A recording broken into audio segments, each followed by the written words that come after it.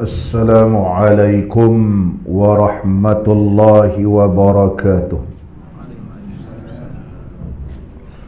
Alhamdulillahilladzi ahsana tadbiral kainat wa khalaqal aradin was samawat wa anzalal ma'a minal mu'sirat wa ansha'al habba wan nabat wa qaddaral arzaqa wal awqat وقدر الأرزاق والأقوات وأثاب على الأعمال الصالحات والصلاة والسلام على سيدنا محمد ذي المعجزات الظاهرات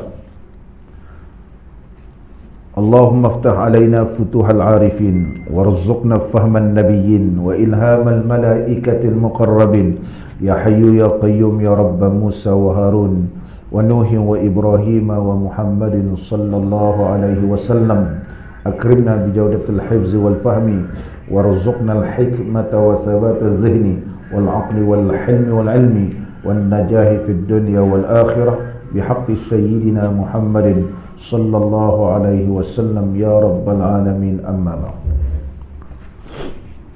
Alhamdulillah, bersyukur kita kehadrat Allah Subhanahu wa taala kerana dapat kita sama-sama pada pagi ini mempelajari kitab Miftahul Jannah. Tajuk yang kita nak bincangkan pada pagi ini masih lagi berkaitan tentang ibadat solat. Sebagai muqaddimahnya, Sayyiduna Abdullah bin Abbas radhiyallahu anhuma pernah berkata, raka'atani ma'a tafakkurin wa tadabburin khairun min qiyami laylatin kamilatin.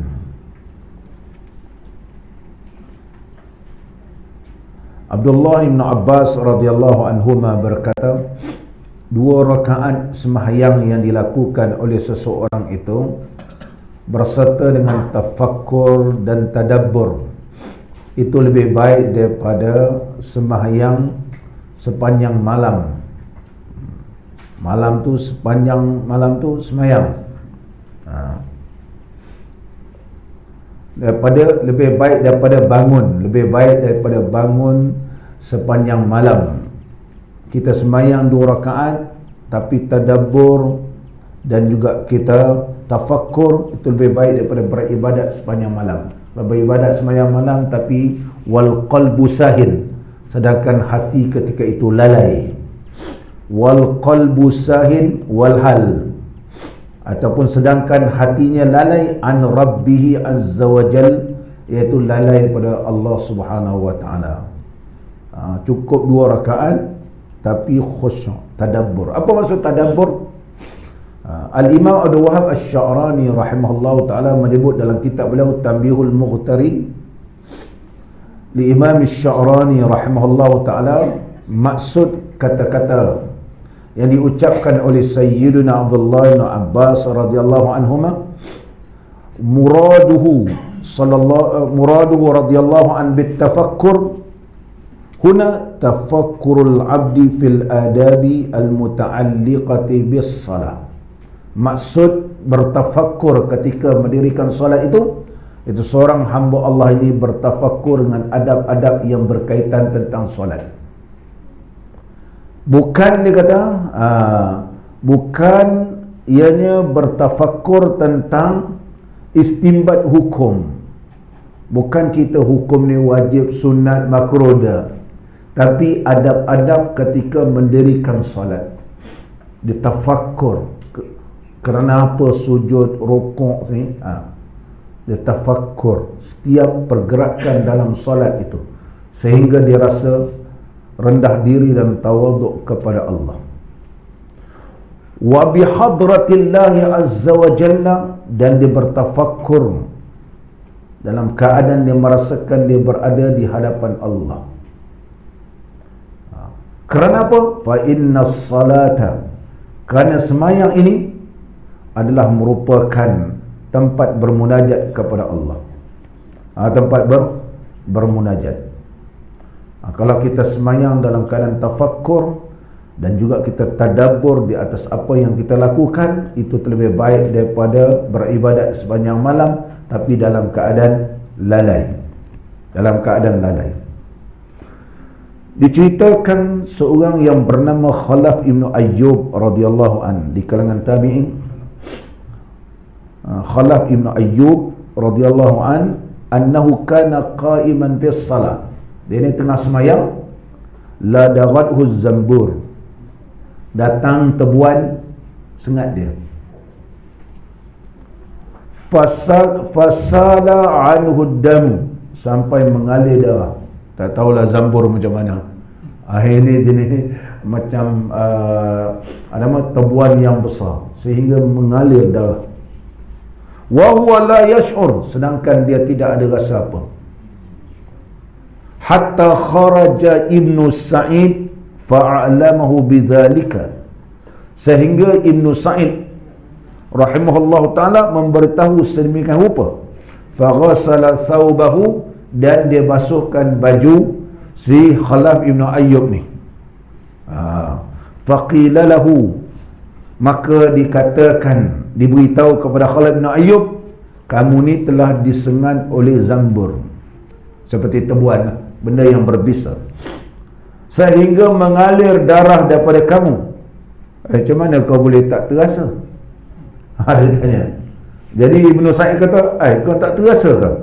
Faqala, maka Khalaf Ibn Ayyub jawab, ayash'uru bimisli hadha man yakunu waqifan baina yadil malikil jabbar. Macam mana boleh nak terasa? Apakah seseorang itu tidak merasakan bahawa ia sedang berdiri di hadapan Allah Al-Malikil Jabbar, Raja yang gagah perkasa. Kerana berdiri di hadapan Allah dan keadaan dia rasa kehebatan Allah, kebesaran Allah, walaupun digigit lipan, disengat lipan, disengat kala jengking, disengat tebuan, lebah, dia tak terasa.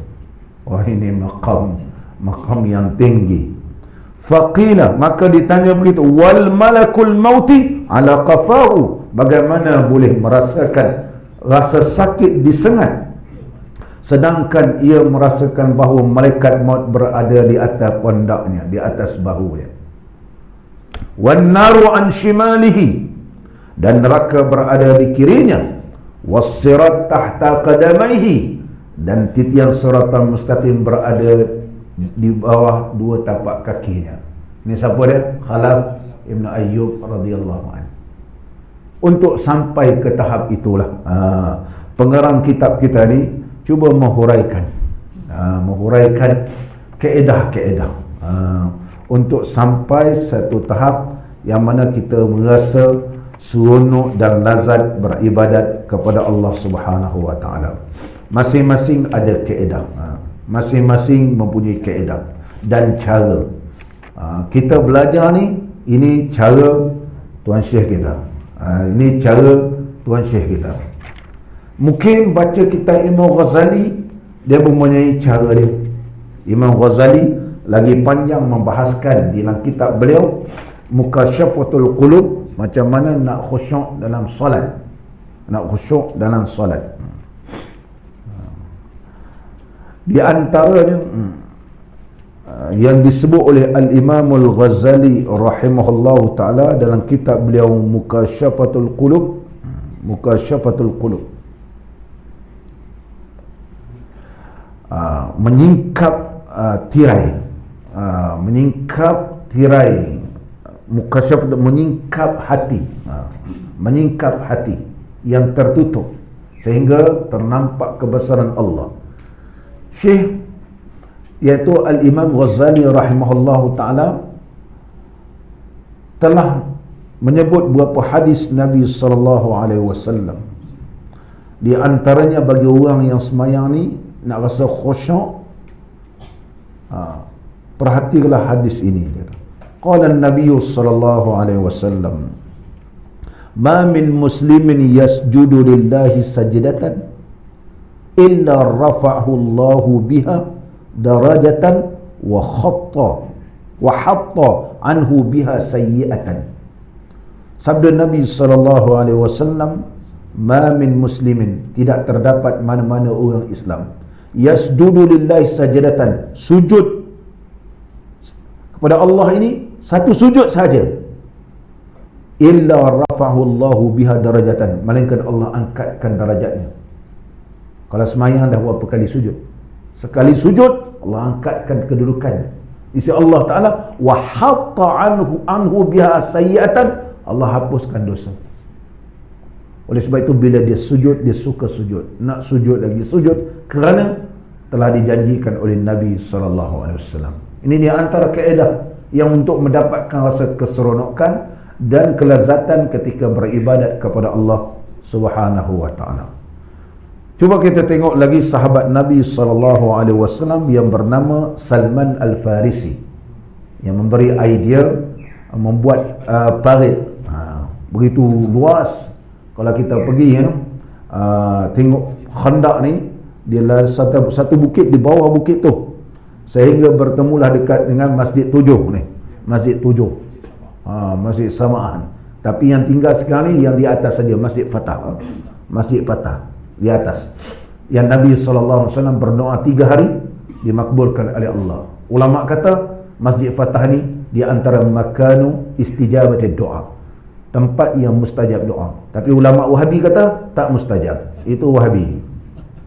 Wahabi macam mana pula tidak mustajab? Ulama-ulama dahulu kala menyebut dalam kitab-kitab mereka, kalau pergi ziarah ni, jangan lupa pergi ke Masjid Fatah, kerana 3 hari Nabi SAW berdoa di situ dan dimustajabkan oleh Allah. Mudah-mudahan kita mengambil al-fa'lu, keberkatan, kita pun pergi ziarah, naik atas terus dan kita berdoa, mudah-mudahan dimustajabkan tempat yang telah dimustajabkan oleh Allah doa Nabi SAW. Tapi kalau kita pergi umrah, van ni dia pusing aja, la mamnu, syi'i, dia kata Syiah tu cerita lain. Dia tak nak berhenti, dia tak mau berhenti. Ada masjid-masjid bawah Sina Umar, Sina Abu Bakar, diruntuhnya buat tempat pencawang handphone punya, pencawang ini. Allahu Akbar. Kesan-kesan ni sudah tidak ada. Ni tempat mustajab, mustajab doa. Kena naik van lain lah. Jeffrey kalau pergi kena mohon pergi naik Uber. Naik Uber. Tengok sana nama dia Karim. Nama dia Karim. Nama dia Karim. Tulis situ, kita nak pergi, bayarlah. Nanti nak balik pula, ambil lagi Karim. Naik atas. Tu di antara yang disebut oleh para ahli ulama, termasuk Syekh Hasan Ayyub, seorang ulama Azhar, lama duduk di Saudi, mengarang kitab Kelebihan Haji dan Umrah, kitab dia. Syekh juga menyebut berdasarkan hadis Nabi SAW bahawa tempat ini mustajab.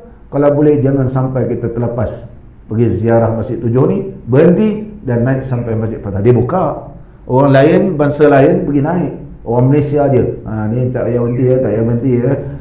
Dia kata ni ramai Syiah ni, Syiah. Syiah. Allahu Akbar. Bayar ibu-ibu kan. Muslimin dan muslimat yang dirahmati oleh Allah, Salman Al-Farisi rahimahullah ta'ala berkata, malam yahdur fi salatihi fahuwa minal mutaffifin. Barang siapa yang tidak hadir hatinya ketika semayang, maka ia termasuk golongan orang yang mutaffifin. Maksudnya suratul mutaffifin, iaitu orang yang mengurangkan timbangan. Jadi orang tanya, apa sebab mutaffifin? Wa qad alimtum ma qala Allah Ta'ala. Apakah kamu tidak tahu firman Allah Ta'ala pada mereka ni, orang yang lalai ni? Fa inna salata bimikyal, sesungguhnya salat itu umpama timbangan. Man waffa wufiya lahu, barang siapa menyempurnakan timbangan, maka disempurnakan timbangannya oleh Allah Ta'ala. Begitulah orang yang sempurna timbangan orang jual beli ni, Allah muliakan. Kalau mengurangkan, maka Allah laknat. Wailul lil mutaffifin. Wailul mutaffifin. Jeffrey nak tengok cerita para alim ulama. Ya'qub Al-Qari, ini disebut oleh Syekh Abdul Wahab Sya'rani, cerita bab solat. Ya'qub Al-Qari rahimahullah ta'ala, suriqa rida'uhu ala katifihi wa huwa fi salat. Syekh Ya'qub Al-Qari rahimahullah ta'ala tengah semayang, orang curi dia punya selendang.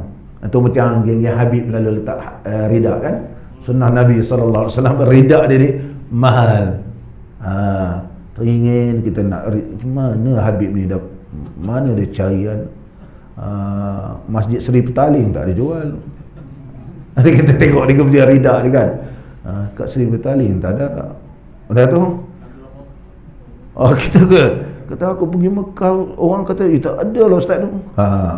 Bagi Masjid India lagi tak ada. Ala India pula. Mana cari Habib tengah semayang curi gitu. Barangkali mana orang ni teringin sangat, dicurinya rida. Tengah semayang, fa akhadahu an-nasu minal lis wa zajaruhu wa taraduhu. Orang pun tangkap yang pencuri ni.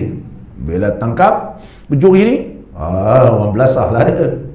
Kemudian summa wada'u ar-rida ala unuqi Ya'qub kulla dhalika wa huwa la yash'ur, kullu zalika wa huwa la yash'ur.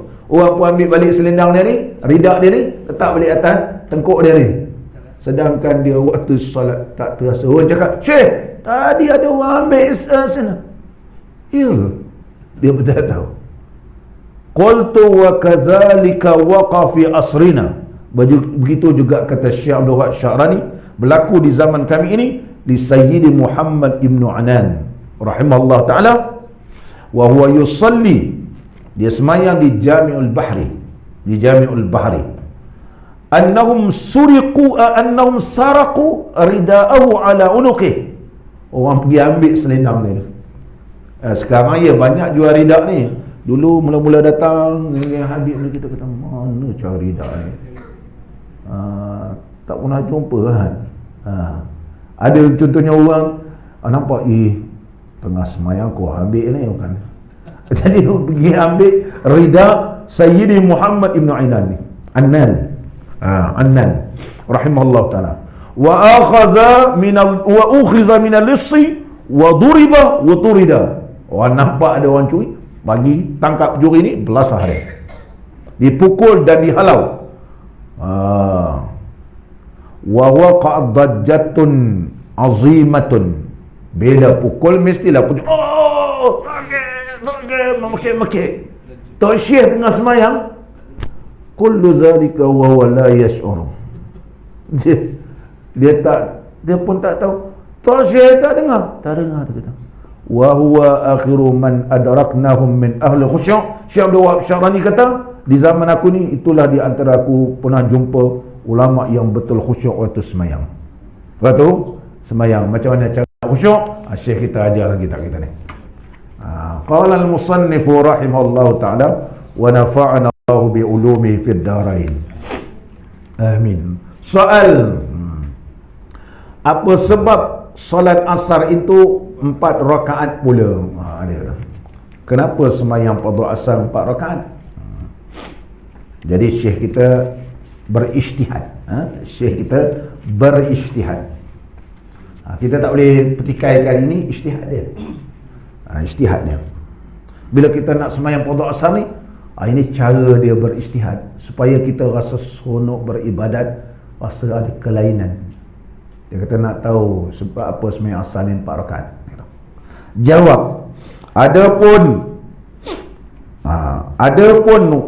maka asar itu 4 rakaat kerana Allah Ta'ala menilai insan itu 4, bahawasanya dan tiap-tiap musuh itu hendak berbinasa ia akan yang dimusuhinya. Jua kehendaknya, maka diwajibkan oleh Allah Ta'ala kepada kita 4 juga. Ada 4, depan, belakang, kiri, kanan. Sebagaimana ayat Quran bahawa iblis ni, syaitan ni akan mengganggu kita. Amam, wara, yamin, shimal. 4 ni. Ini musuh kita ni. Musuh kita. Nah, ada nafsu, ada syaitan, ada manusia, ada jin. Ini 4. Ada dunia ni. Semua nafsu belakang. Maka Allah wajibkan kepada kita 4 iman. Iman. Kemudian Islam. Kemudian tauhid. Kemudian ma'rifah. Kalau ada 4 ini, kita bersedia untuk melawan musuh ni. Kamu datang sebelah kiri, ya aku ada cukup bentengku 4. Telah dibentengkan iman, Islam, tauhid, makrifah. Kita tak ada risau dah. Dia kata, manakala tiada yang 4, maka manakala tiada 4 ini pada insan itu, nescaya dibinasakan oleh musuhnya. Nampak ni? Kalau tak ada 4 ni habis, dia rapuh. Rapuh. Kalau tauhid tidak mantap, habis rapuh. Maka nak petikaikan macam-macam. Orang zaman sekarang petikaikan Nabi, petikaikan macam-macam nak petikai. Tak orang kafir, kita biar. Tak orang Islam, macam-macam. Orang Islam salah saja. Orang kafir, macam-macam tafsiran. Cinim. Yang tak suka Islam ni, nampak orang Islam. Orang Islam nak bebas. Orang dah fatwa haram lah. Tubuh pula NGO baru pula. Dan benda haram bercanggah Quran dan sunnah Nabi sallallahu alaihi wasallam.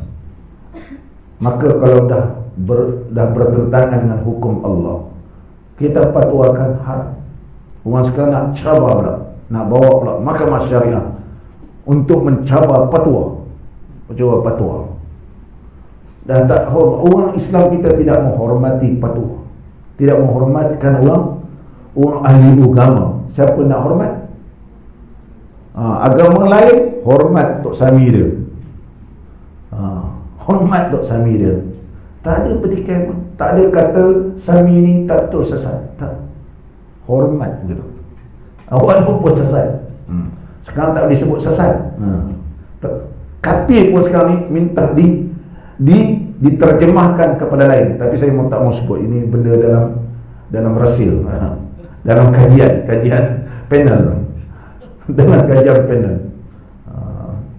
Kafir ni, kerana nak jaga hati ni, boleh tak cari istilah yang sesuai. Jangan sebut kafir. Orang kafir pun sekarang, kita bukan apa tak suka Zakir Naik ni. Dia susah, dia bawa ajaran sesat. Dia pula jadi mufti kan. Kita kesian lah Islam. Dia pula bagi fatwa. Dia pula bagi fatwa bahawa Zakir Naik ni sesat. Bukan mufti kita. Dia pula, orang lain memberi fatwa kepada kita. Tak ada orang bising. Masuk campur dalam agama kita. Masuk campur agama. Allah Akbar. Hancur kita ni. Hancur.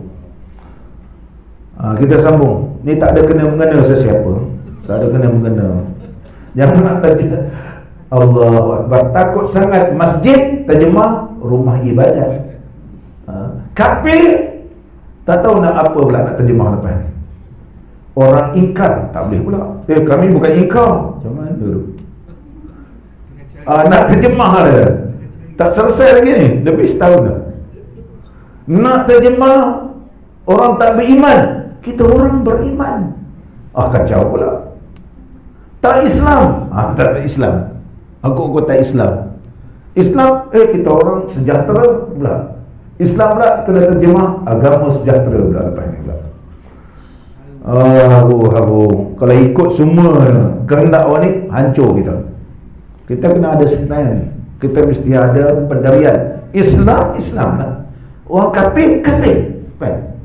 Memang kafir. Orang Islam, Allah berfirman kafir. Dan kamu kena ingat bahawa agama Islam agama rasmi. Bukan agama persekutuan. Agama Islam adalah agama persekutuan. Dalam perlembagaan disebut bukan agama rasmi, agama persekutuan. Kenapa tu?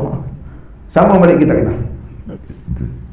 Itu tak ada lagi kapi-kapi tu belum ini, baru dalam kajian. Dalam buku kajian. Jangan diviralkan, tak ada apa.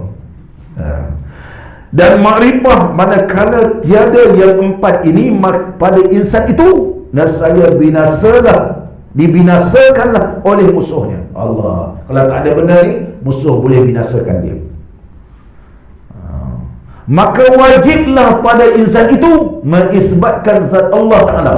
Maka setiap orang Islam ni mestilah ia ada 4 perkara. 4 perkara yang terkandung di dalam rukun, iaitu terkandung di dalam kalimah syahadah. Terkandung di dalam kalimah syahadah. Kalimah syahadah. Dalam kalimah syahadah mesti ada 4 perkara ni.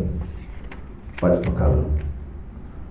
Muslimin dan muslimat yang dirahmati oleh Allah Ta'ala. Rukun syahadah ni dia ada 4. Rukun syahadah ni dia ada 4. Rukun kalimah syahadah dia ada 4. Apa dia yang 4 tu? Mengisbatkan zat Allah Ta'ala. Rukun yang kedua, mengisbatkan sifat Allah.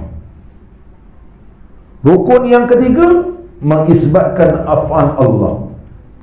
Dan yang keempat, mengisbatkan benar Rasulullah sallallahu alaihi wasallam. Keempat-empat ini, itulah yang kita mengisbatkan supaya nafi musuh kita yang 4 itu, maka dijadikan Allah Ta'ala waktu asar 4 rakaat. Itulah sebabnya bila orang tanya sembahyang ada rukun, ada rukun dalam sembahyang, rukun 13. Manakala syahadah ni berapa rukunnya? Rukunnya ada 4. Kalimah syahadah ada 4 rukun. Yang pertama, isbatkan zat Allah Ta'ala. Yang kedua, isbatkan sifat Allah. Yang ketiga, isbatkan perbuatan Allah. Yang ketiga, iaitu mengisbatkan sam'iyat, kebenaran Rasulullah sallallahu alaihi wasallam. Maka rukun yang pertama iaitu isbatkan zat Allah Ta'ala. Syarat nak mengesahkan rukun yang pertama, macam kita kalau berdiri betul, ada syarat-syarat sah berdiri betul. Rukun yang pertama isbatkan Allah Ta'ala, maka di bawahnya ada 10. Kalau tanya semua orang ni, belum tentu lepas. Orang tanya berapa rukun syahadah, ya, ada rukun. Yang bawah ini entah dengan buat ajaran sesat, mana ada rukun-rukun. Kalau sembahyang ada rukunnya, kalau puasa ada rukunnya. Puasa ada 3 rukun.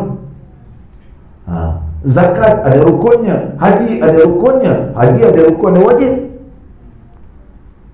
Dan syahadah, dia kata, anda mengucap, anda tak tahu ada rukun. Rukun yang 4. Yang pertama, mengisbatkan zat Allah Ta'ala. Maka dia ada 10 bawah dia. Maka iaitu mengetahui dengan adanya Allah. Itu tanda orang ni mengisbatkan zat Allah Ta'ala. Yang kedua, mengetahui Allah Ta'ala ni dengan sedianya baqa. Yang sedia, mana sedia, bukan. Dan yang seterusnya, mengetahui dengan baqa'nya Allah, kekal. Yang pertama, mengetahui dengan sedianya Allah yang tidak berhajat kepada sesuatu. Yang kedua, mengetahui dengan kekalnya. Yang keempat, mengetahui bahawasanya Allah Ta'ala bukan jauhar, bukan seperti atom ataupun zarah. Jauhar benda yang halus, yang mengambil tempat. Jauhar, walaupun jauhar, kalau dia tak ada tempat, tak boleh. Bakteria contohnya, bakteria yang gunakan buat yogurt, guna yeast, dia ada bakteria. Jadi dia mesti ada tempat. Oleh sebab itu, ada satu yogurt baru ni saya pergi melawat kilang-kilang untuk halalnya, untuk halal. Pergi kilang yogurt, mayonis kat Bukit Rambai, mayonis. Kita alhamdulillah, anak-anak kita yang keluaran daripada kuliah halal lah. Ada orang ni lah untuk memastikan. Tapi ada bakteria yang telah dipatentkan, dia jadi ibu kepada yogurt contohnya. Kita tak boleh, anak-anak kita yang pegawai dia pun, yang kerja pun tak boleh, sebab dia telah dipatentkan. Ada bakteria ni diambil daripada benda najis. Bakteria ni diambil daripada benda yang najis. Di antaranya dia ambil daripada najis anak yang baru lahir. Anak yang baru lahir tu najis dia tu. Dia ambil bakteria dia tu. Diternak. Bila diternak macam mana kan? Kemudian buat yogurt. Jeffrey kata, Ustaz, kalau nak badan sihat makan yogurt. Makan yogurt. Anak buat sendiri ni Ustaz yogurt tu. Beli susu kan. Nanti anak ajarkan. Susu, kemudian ambil air suam-suam sikit. Dah tutup je. 2 hari nanti Ustaz jadi yogurt. Ada kata begitu? Dah ada kata kena ada ibu dia. Ibu dia tu, mana ada ibu? Ibu dia tu kan. Ibu dia mana datang? Maka dibahaskan dalam fatwa. Ada yang ianya diambil daripada, dia mutanajis. Dia bukan asal daripada najis. Macam bakteria ni, dia berada di dalam najis, tetapi dia bukan asal daripada najis. Maka hendaklah dibersihkan dia. Dalam proses dibersihkan. Ini yang memerlukan kepada kepakaran. Adakah dia telah melalui proses penyucian sehingga bakteria yang diternak ini dalam keadaan ianya suci. Nanti barulah digunakan untuk buat yogurt dan sebagainya. Contoh, kalau tidak memenuhi proses ni, maka yogurt contohnya kita makan haram. Hukumnya haram. Walaupun kecil, ini nama jauhar. Dia memerlukan kepada tempat. Walaupun tak nampak, tapi pakai mikroskop kita boleh nampak. Tapi Allah Ta'ala bukan jauhar. Allah Subhanahu Wa Ta'ala tidak memerlukan kepada satu tempat untuk berada. Kerana Allah Ta'ala kalau dia tahayyus, memerlukan satu tempat untuk berada, maka dia sama seperti makhluk mustahil. Nama istilah tauhid tahayyus nama dia. Akhzul sifati makan al-farq, mengambil akhzul zat mengambil lapang sekadar zat. Ini nama dia tahayyus, bukan jauhar. Mengetahui bahawa sesungguhnya Allah Ta'ala itu bukan jisim. Kalau jisim, dia terhad. Oleh sebab itu, kalau kata Allah bersemayam di atas aras, ala, kalimah ala, arsyistawa, arash, dia terbatas sebab dia makhluk. Maka kalau Allah duduk di atas arash, maka Allah juga terbatas. Maka sama dengan makhluk, mustahil. Mustahil. Adakah Allah ada di langit? Nanti bila baca hadis pula, ustaz ni pun baca, aqrabu ma yakunul abdu ila Allah wa huwa sajid fa aksiru fihi du'a. Sehampir-hampir hamba Allah kepada Allah itu waktu sujud. Maka perbanyakkanlah doa waktu sujud. Kita hampir ke Allah. Kita minta, kata Allah dekat langit, ini kat bawah pula. Ainama takunu fasamma wajhullah. Maka kamu hadaplah ainama takunu, di mana sahaja kamu berada, di sanalah muka Allah. Ayat Quran tu seolah-olah menunjukkan bertempat. Adakah di bumi, adakah di langit. Jadi ini menunjukkan Allah ni alam arsy, bukan menunjukkan di atas, bukan bertempat. Ulu maknanya ia ni adalah tinggi daripada itu. Arsy ni maknanya tertinggi, tidak bertempat. Di mana? Allah saja yang tahu. Laisa kamitslihi syai'. Contoh, inna lillahi wa inna ilaihi raji'un. Kita kata inna lillahi wa inna ilaihi raji'un. Sesungguhnya kita ni milik Allah, kepadanya lah kami dikembalikan. Kepada mana? Ke langit? Di bumi? Ilahi. Kalimat ilah. Yas'adul kalimut tayyib, ilaihi yas'adu. Kepadanya naiklah kalimah yang baik. Naik kepadanya, bukan naik ke atasnya. Jadi kepada ini menunjukkan bahawa Allah laisa kamitslihi syai'. Laisa kamitslihi syai'. Kalau ada orang kata seperti duduk ke aras sebagaimana makhluk duduk, tapi laisa kamitslihi. Walaupun laisa kamitslihi disebut duduk atas aras, mana Allah memerlukan pada tempat. Memerlukan pada tempat, maka itu sifat makhluk. Sehingga kita mengatakan terbatasnya Allah. Terbataslah. Terbatas, memerlukan kepada satu tempat yang khusus. Ini tak betul akidah. Maka dia tidak memahami dari sudut bahasa Arab gitu. Oleh sebab itu bila kita sebut rukun yang pertama isbat zat Allah Ta'ala, itu yang kelima syaratnya. Yang keenam, mengetahui dengan bahawasanya Allah itu bukan Arab. Arab dia mesti menumpang pada jisim.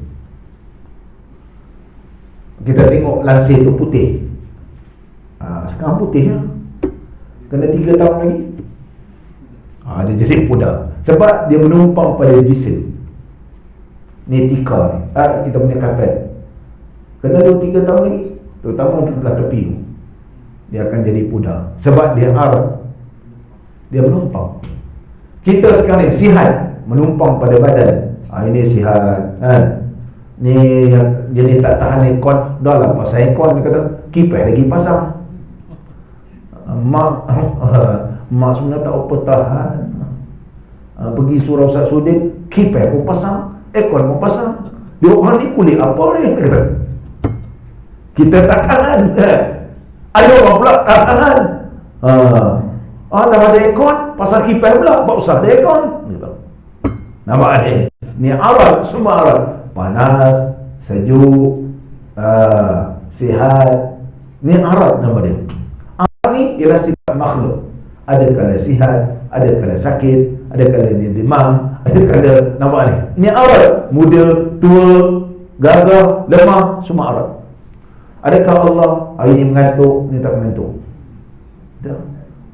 La ta'khudhu sinatun wala naum. Ini Arab nama dia. Allah bukan Arab. Bila kita belajar akidah ni, rukun yang pertama, bila kita sembahyang 4 rakaat pada asar, mengingatkan kepada kita rukun syahadat ada 4. Yang pertama, di bawahnya ada 10, iaitu mengetahui dengan bahawasanya ia bukan Arab. Allah bukan Arab. Dan juga yang ketujuh, mengetahui bahawasanya Allah Ta'ala tidak tertentu dengan satu pihak. Kalau Allah tertentu kepada satu pihak, maka bukanlah Allah itu mukhalafatu ta'ala al-hawadis, dan bukanlah ia esa pada zat, esa pada sifat, esa pada af'al. Maka esanya Allah Subhanahu wa ta'ala ianya tidak tertentu pada pihak. Kalau menentukan pada pihak, maka itu benda baru. Oleh sebab itu kita ceramah tak boleh sebut Allah berada di mana-mana. Allah berada di mana-mana. Di mana-mana itu adalah tempat. Tak boleh mengambil tempat.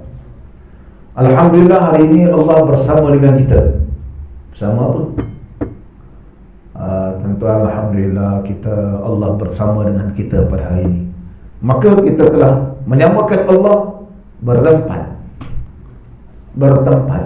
Oleh sebab itu ulama menyebut bersama itu bersama dengan rahmat Allah, bersama dengan keampunan Allah, bersama dengan keridhaan Allah.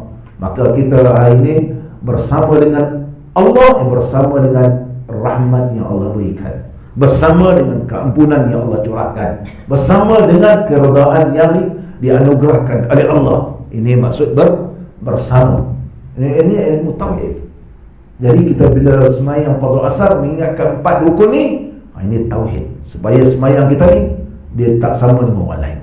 Dan seterusnya, yang ke-8, Mengetahui dengan bahawasanya ia tidak tetap di atas mana-mana tempat. Itulah.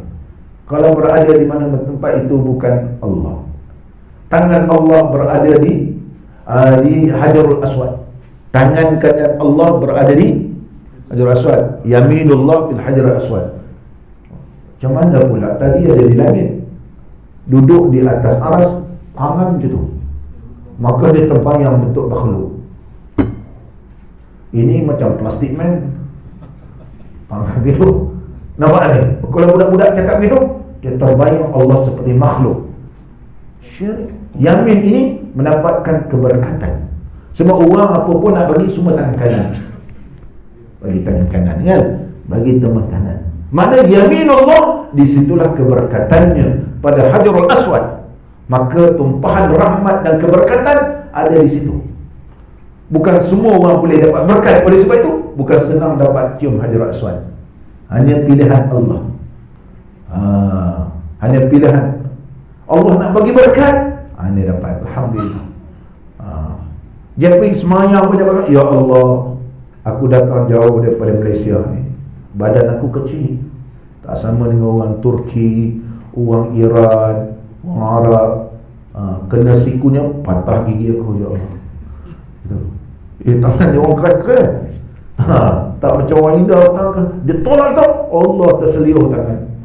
Dia elok tak terseliuh. Kita badan kita tak sama. Ya Allah, aku tak mau nak siku-siku orang. Tolong aku ya Allah. Aku ni tetamumu ya Allah. Tolong aku ya Allah. Allah takdirkan. Allah takdirkan. Ada seorang ni dia nak cium Hajar Aswad. Sama dengan saya. Duduk ada gajah. Dia kata, nak juga Ustaz. Kita semayang banyak rakaat. Kita semayang. Takdir Allah Ta'ala. Dia kata dia tak nak singgung-singgung apa semua. Bila nak masuk waktu zuhur, polis Arab ni suruh baris. Tabar. Waktu yang lain dia tarik tali kan. Sebab tu imam nak tamat. Dia pun bodoh. Saya yang cakap kat dia, dia dapat cium. Saya tak dapat cium. Elok waktu dia. Allahu Akbar. Kita kata orang semayang hajat lah. Dia pun semayang hajat, lillahi ta'ala, dia yakin. Tiba-tiba dia atas tu, Arab tu suruh dia baris. Dia punya Aswad. Tak ada siku-siku orang pun. Allah Akbar, nampak ni. Memang rezeki dia. Memang rezeki dia. Dia yakin ke Allah. Dalam keadaan orang ramai, Allah berikan rezeki pada dia. Kerana disitulah keberkatan. Berkat. Akal tak boleh terima, tapi Allah kalau nak izinkan, senang. Tak mustahil. Tiba-tiba Arab tu tarik tali, tolak orang lain, suruh dia tobor. Beri semua ni. Seorang tak ada orang nak siku. Selagi mana tak tarik tali, selagi itulah siku. Dan ke-9 pula. Ini belajar ilmu tauhid. Hari ini kuliah hari ini cerita 4 ni dia. 4. Rukun yang pertama ni ada 10 syarat dia. Yang ke-9 mengetahui dengan bahawasanya ia dapat dilihat di akhirat. Kita akan nampak Allah. Di antara nikmat yang paling nikmat melihat oleh Allah di dalam syurga Allah. Itu di antara nikmat. Macam mana bentuk? Laisa kamitslihi syai'. Yang ke-10 mengetahui dengan bahawasanya Allah itu As-Sam. Jadi untuk menentukan sahnya seseorang itu, akidahnya 4 rukun mesti ada. Dan rukun yang pertama dia ada 10 bawah dia. Ada 10. Dan yang kedua isbat sifat Allah Ta'ala. Isbat sifat Allah Ta'ala. Dia pun ada 10 juga. Ulama senaraikan ada 10. Yang pertama, mengetahui dengan bahawasanya Allah Ta'ala kuasa menjadi alam ini. Qudrah Allah. Termasuk kita ni, Allah kuasa jadikan kita, dan Allah kuasa matikan kita. Sebab di bawah ta'alluq qabdah nama dia. Qudrah ini, apa peranan qudrah? Ya, ada peranan bukan sekadar Allah bersifat dengan qudrah, tapi peranannya boleh menghidupkan, yuhyi wa yumit. Tawakkaltu 'alal hayyil ladzi la yamut. Kita boleh la ilaha illallah wahdahu la syarika lah, lahul mulku wa lahul hamdu, yuhyi wa yumit. Tadi lepas mayang kita baca yuhyi wa yumit. Ini qudrah, boleh menghidup dan boleh mematikan. Bertakluk sebagai takluk qabdah nama dia. Ada 7 takluk bawah qudrah ni, iaitu qudrah. Nak terjemah apa pun qudrah tu terjemah lah. Kalau orang mengaji Baqarah Amani, dia kata perkuasa. Perkuasa. Ada yang terjemah berkuasa. Alah, yang penting kita beriman Allah qudrah. Bahasa ni tak perlu bahas panjang-panjang. Jadi orang pening ngaji. Berkuasa, berkuasa, kuasa, kuasa kan. Lama jadi puasa. Begitu. Kuasa. Tak semua boleh guna per. Tak semua kan. Tak boleh, bukan semua bahasa kita ni boleh guna per. Bahasa kita, mungkin bahasa Patani mungkin boleh. Bahasa kita tak boleh semua guna per. Kena sesuai bahasa. Allah berkuasa. Ya, kuasa, okey lah, kuasa. Sifatnya, sebab contohnya sifat kan. Sifat dia orang tu malas. Diri dia tu pemalas. Sifat dia malas. Nampak ni? Betul lah. Terjemah dia sama kan? Kalau kita kata pendengar, mesti guna isim fa'il as-sami'. Tahu nama pendengar. Tapi sifat sebut sama. Bukan tak? Saya ini bukan saya nak cenderung pada pihak, bukan nak kata panai yang tak betul. Ada orang di Malaysia ni dia terlampau cenderung dengan panai. Kita baca kitab Aqidatul Najid, dia kata Aqidatul Najid itu salah. Saya nak tanya satu soalan aja. Tak payah kita bahas panjang-panjang. Kenapa tidak disebut as-sami'? Nampak? Tapi disebut sama. Apabila jadi sifat maknawiyah, barulah kaunuhu sami'an, keadaannya. Sebab dia melazimi sifat ma'ani. Kerana ada sama itulah baru boleh jadi pendengar. Kalau tak ada sama, macam mana nak dengar? Nampak ni? Kerana Allah itu bersifat dengan ilmu, maka keadaan Allah itu ilmu. Nak terjemah pengetahuan perilmu. Dia perilmu, tak ada bahasa Melayu. Tak ada bahasa Melayu kita. Dia masdar kan. Takkanlah Syekh Patani tak erti bahasa Arab. Kalau kita terjemah siapa nak terjemah, Allah wasalan. Bagi saya punya pandangan tersendiri kan. Anak punya aliran Syekh Daud Patani, Syekh Ahmad Patani. Sebab sama itu ialah masdar, sifat. Sifat dia rajin. Boleh kita terjemah pula sifat dia perajin. Cuba dia fikir balik, betul ke tak betul cakap Ustaz Syukri ni. Mengaji Baqarah, ngaji Aqidatul Najid, kita ngaji. Semua kita ngaji.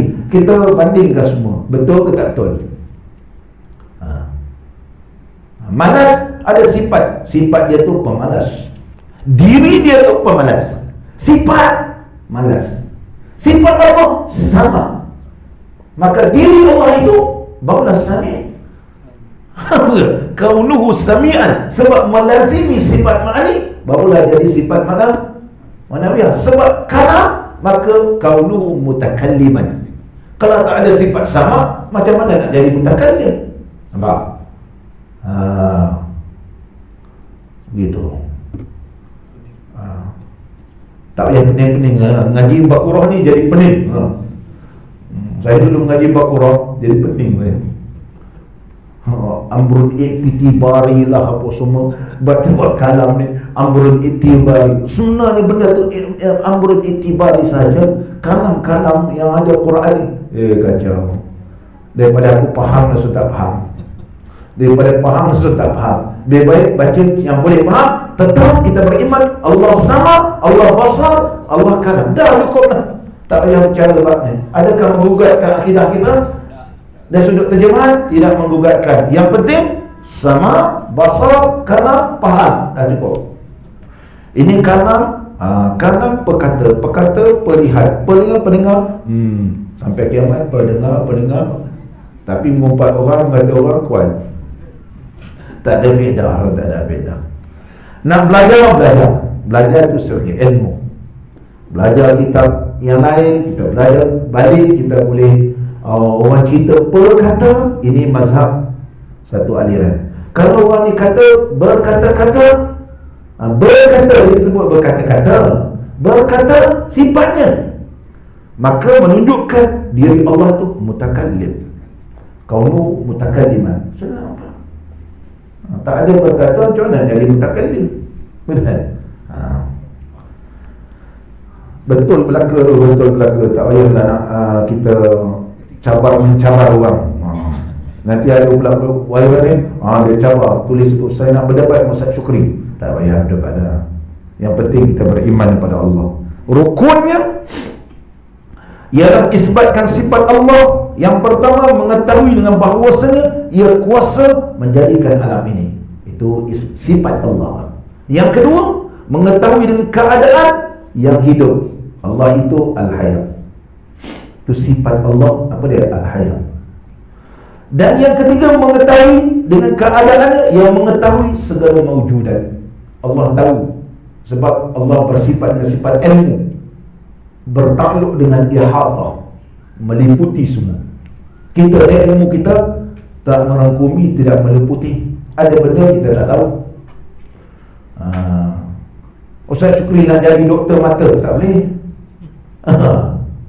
Tak boleh. Kalau Ustaz Syukri juga doktor mata, doktor gigi, doktor PK, semua hebat. Cerita nak doktor mata, tanya doktor mata. Ya. Nak kalau tanya pak doktor pak gigi, tanya doktor gigi. Ya. Sebab ilmu kita terbatas.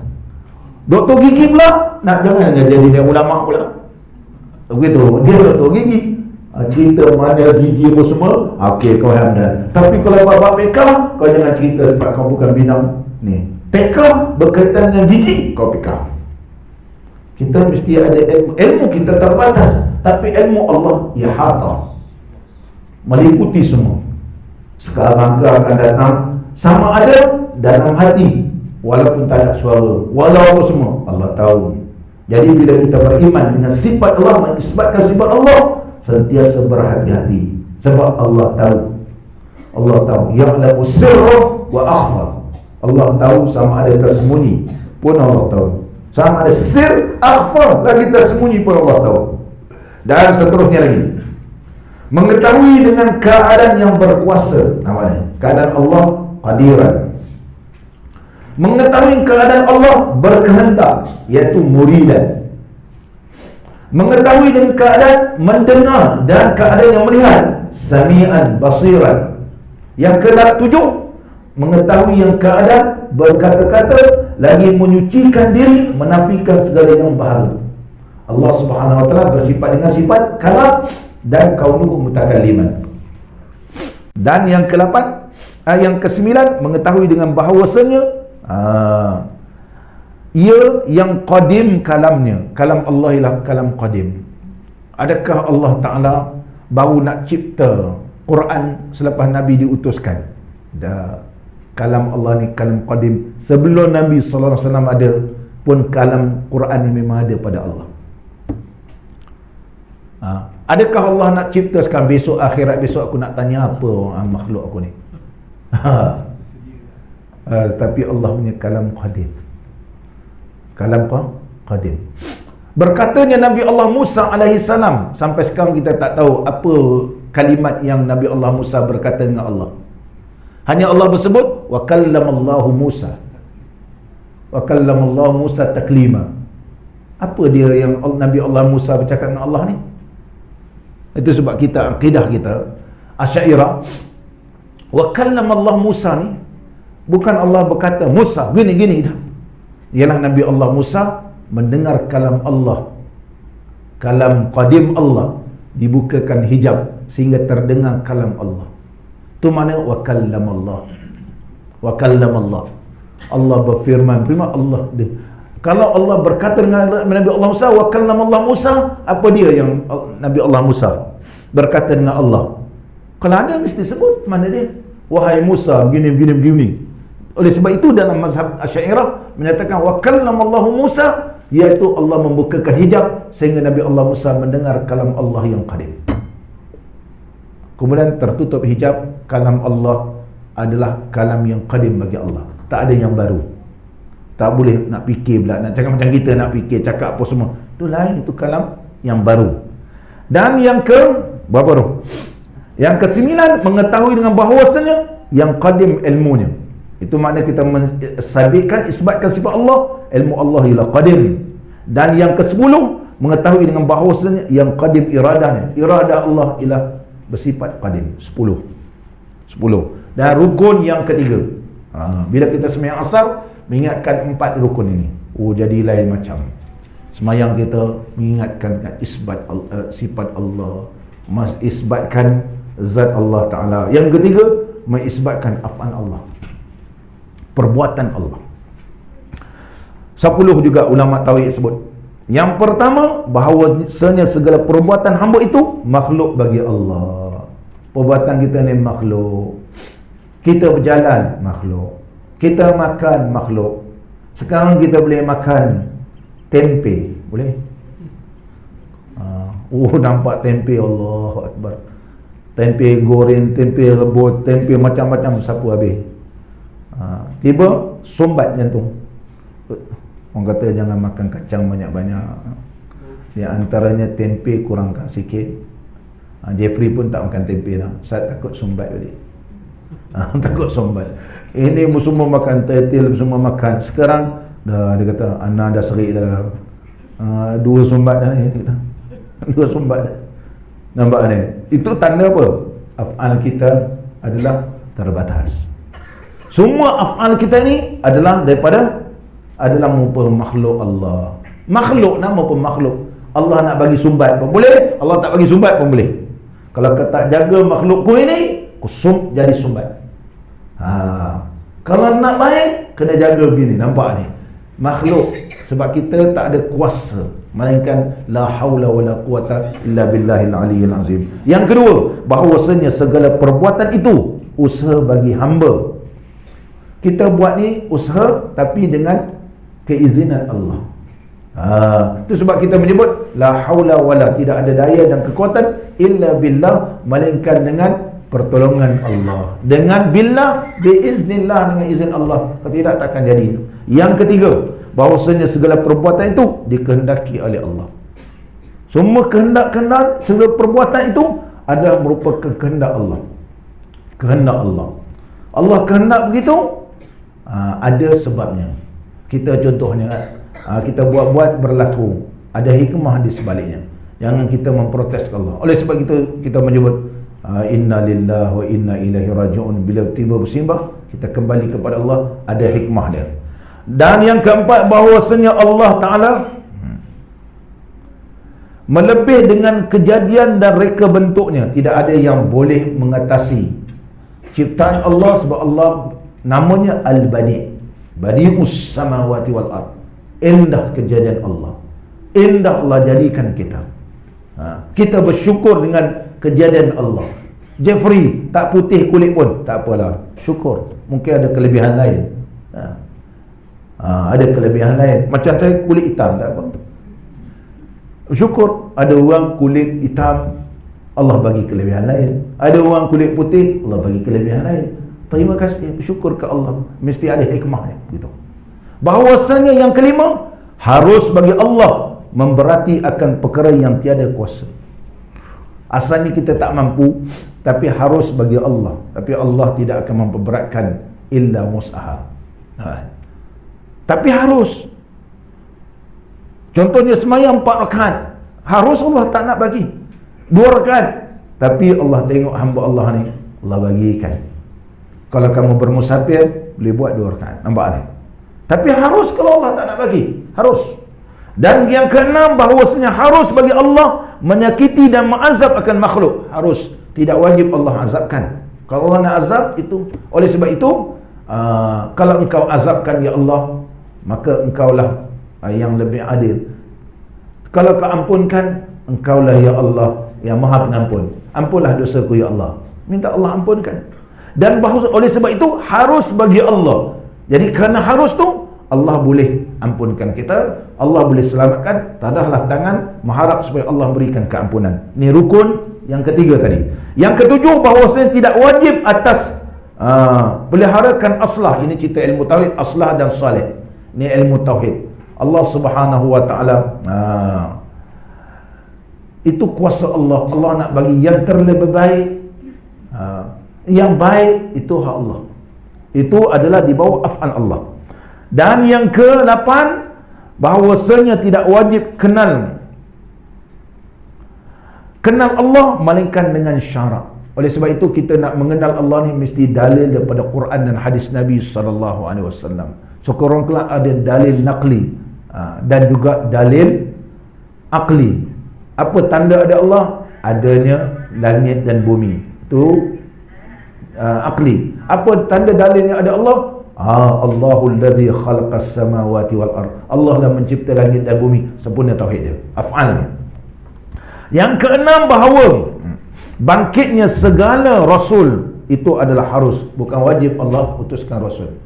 Sekarang Allah tak utuskan rasul sebab Allah dah utuskan Nabi sallallahu alaihi wasallam. Adakah setiap kurun itu Allah mesti utuskan? Tak, harus saja. Dan yang ke-10, bahawasanya sifat nubuah Nabi kita Muhammad sallallahu alaihi wasallam itu sungguh betul-betul, memang betul datang daripada Allah, yang mana diperkuatkan dengan mukjizat. Apa bukti Nabi sallallahu alaihi wasallam itu nabi? Itu adalah bawah afan Allah. Memang Allah telah lantik Nabi Muhammad sallallahu alaihi wasallam jadi nabi dan rasul, dan dibuktikan dengan dan dikuatkan dengan mukjizat. Itu semua bawah af'al Allah. Dan yang keempat, rukun yang keempat, iaitu sam'iyat. Sam'iyat ataupun kebenaran Rasulullah sallallahu alaihi wasallam. Yang pertama, dia ada 10 juga. Mengisbatkan perhimpunan di padang mahsyar. Kita mesti meyakini bahawa semua kita ni akan dikumpul di padang mahsyar, di mauqif besok, tempat berhenti di padang mahsyar. Yang kedua, bangkitnya daripada kubur masing-masing. Mesti kita ada i'tiqad, iaitu rukun yang keempat, mengisbatkan sam'iyat, kebenaran Rasulullah sallallahu alaihi wasallam. Yang ketiga, mengisbatkan tentang soal mungkar dan nakir. Nampak ni? Oleh sebab itu bila kita semayang tadi 4 rakaat kan, mengingatkan rukun yang keempat, iaitu mengisbatkan sam'iyat dan kebenaran Rasulullah sallallahu alaihi wasallam. Jadi kena tanya malaikat besok macam mana nak jawab ni. Macam mana nak jawab. Jadi bila dia tengah semayang ni, semayang sungguh-sungguh. Kalau inilah yang terakhir, ini boleh jawab. Kalau ini yang terakhir aku cincai-cincai, nak jawab macam mana? Macam mana solat ni nak jadi dinding? Solat ni jadi dinding, ia membenting. Saya dah bacakan hadis pada pengajian yang lepas. Solat ni dia berdiri tengah, dia mempertahankan. Itu sebab bila kita semayang mengingatkan 4 ini sebagai benteng kita daripada disoal mungkar dan nakir besok boleh jawab. Yang yang keempat, mengisbatkan azab kubur. Azab kubur ni memang ada. Allahumma a'udzubika min azabil qabri. Kita memang yakin bahawa adanya azab kubur. Oleh sebab itu bila kita semayang sahaja, ketika tasyahud akhir, kita ada baca doa sebagai taman, minta supaya Allah jauhkan wa'udzubika min azabil qabri, minta supaya jauhkan azab kubur. Ini berkaitan rukun yang keempat, mengisbatkan tadi. Yang kelima, mengisbatkan timbangan mizan. Nampak ni? Timbangan neraca amalan kita. Yang keenam, mengisbatkan siratan mustaqim. Itu sebab yang kita baca tadi kan, Ayyub bin Khalaf kan, macam mana dia kata, macam mana nak terasa aku ketika itu merasakan bahawa dua kakiku ini di bawahnya lah titian siratal mustaqim. Ini kena apa yang kita bahaskan. Dan yang ketujuh, mengisbatkan kejadian syurga. Syurga.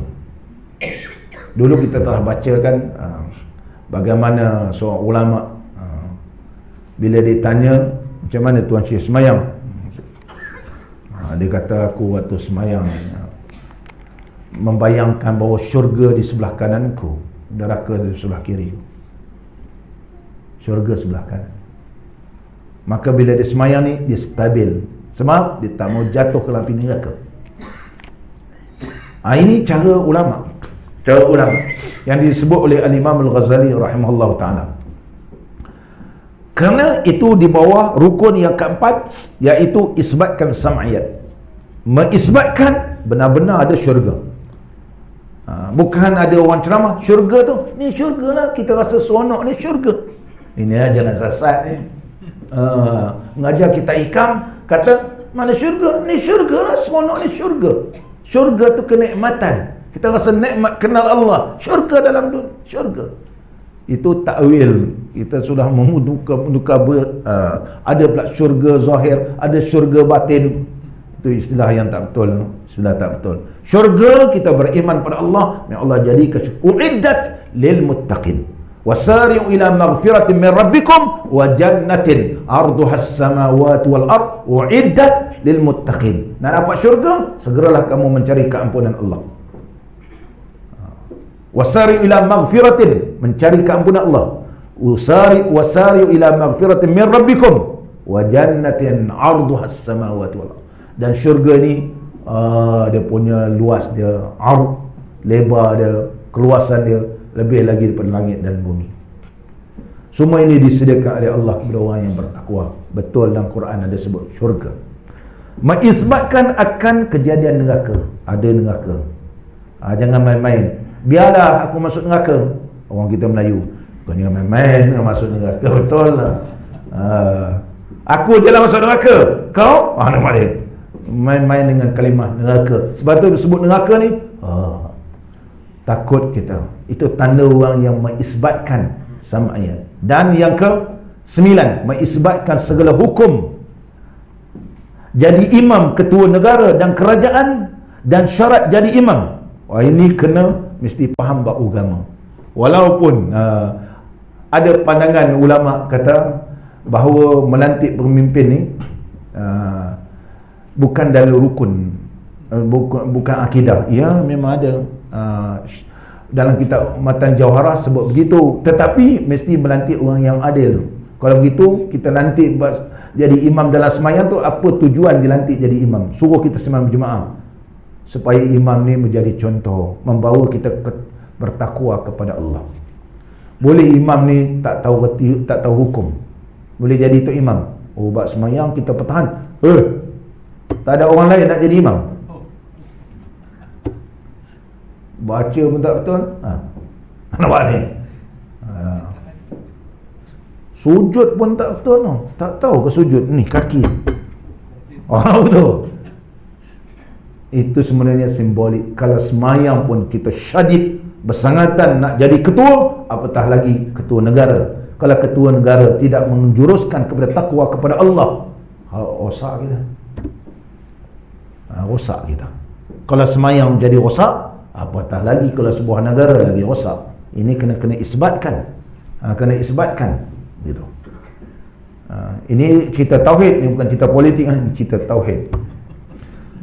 Tauhid dia merangkumi semua kan, merangkumi semua. Dan yang ke-10, mengisbatkan kelebihan para sahabat Nabi sallallahu alaihi wasallam. Nampak ni? Kita tak ikut ajaran yang tak betul, sebut sahabat Nabi ni masuk neraka, kafir bersama. Dah.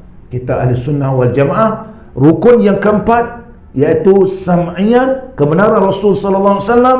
Kita mengakui segala para sahabat Nabi sallallahu alaihi wasallam yang dimuliakan oleh Allah, yang disebut oleh Nabi sallallahu alaihi wasallam, kelebihan Sayyidina Abu Bakar, kelebihan Sayyidina Umar, Sayyidina Ali, Sayyidina Osman, semua ni adalah benar daripada Nabi sallallahu alaihi wasallam. 10 ni barulah lengkap rukun syahadah kita. Bila kita dah tahu semua ni, cukup. Jadi segala musuh yang nak menyerang kita ni, kita dapat tepiskan. Itulah di antara hikmah semayang 4 rakaat. Mudah-mudahan pertemuan kita ini diberkati dan diridai oleh Allah Subhanahu wa taala. Bismillahirrahmanirrahim. Alhamdulillah Rabbil Alamin. Wassalatu wassalamu ala sayyidina wa nabiyina wa habibina Muhammadin wa ala alihi wa sahbihi ajma'in. Allahumma ja'al jam'ana hadha jam'an marhuma wa tafarruqana min ba'dihi tafarruqan ma'suma wa la taj'al fina wa la ma'ana wa la man yatma'una syaqiyan wa la mahruman wa la matruda. Allahumma ja'al ijtima'ana birrahmah wa iftiraqana bil maghfirah wa khatimatana bis sa'adah wa alhimna ar-rushda wal hikmah. Allahumma habbibna fi salatil jama'ah wa dhakkirna bil mauti kulla sa'ah wa khshirna ma'an nabiyyil mustafa sahibish syafa'ah. Allahumma la ta'khuzna ala ghirrah waj'al akhira kalamina minad dunya 'inda intihai ajalina qawla la ilaha illallah أحينا عليها يا حي وأمتنا عليها يا مميت وابعث عليها من قبورنا يا باعث وانفعنا وارفعنا بها يوم لا ينفع مال ولا بنون إلا من أتى الله بقلب سليم. وصلى الله على سيدنا محمد وعلى آله وصحبه وبارك وسلم والحمد لله رب العالمين.